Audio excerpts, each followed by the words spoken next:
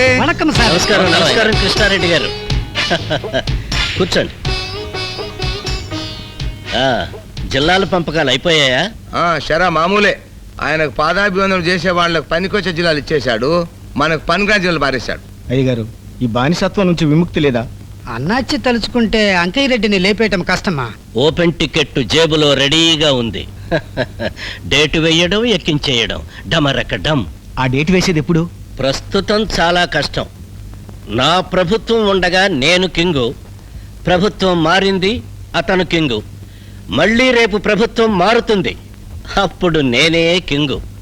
అంతవరకు ఏమీ చేయలేము. ఏం చేయలేమంటే ఎలాగండి? రేపు పాటలు అయిపోతాయి, మనం నోరు మూసుకొని కూర్చోవలసిందేనా?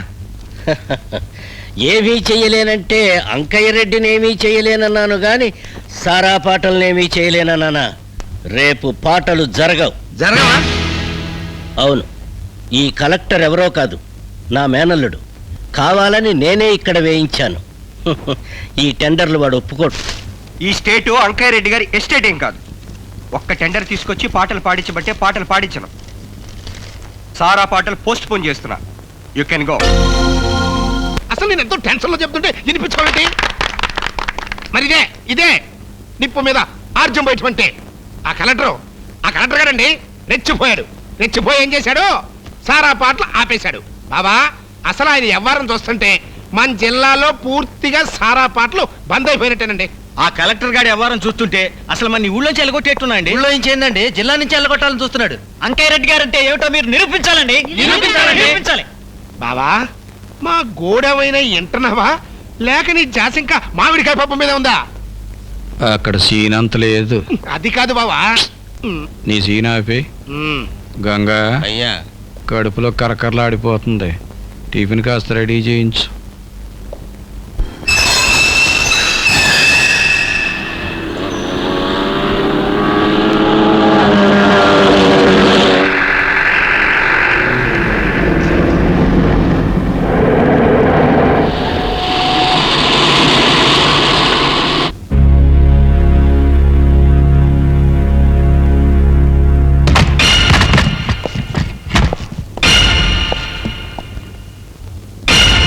ఫుల్ లోపలికి ఎవరిని రానివద్దంటే లోపలికి ఎందుకు రానిచ్చావు?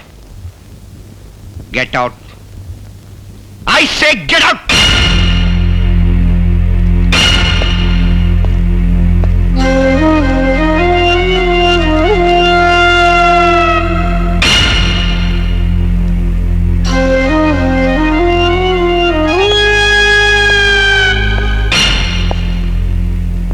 నీ సీన్ అయిపోయింది. Wish you all the best. Thank you. ఆ సీన్లోకి నువ్వు వెళ్ళు. జీవి,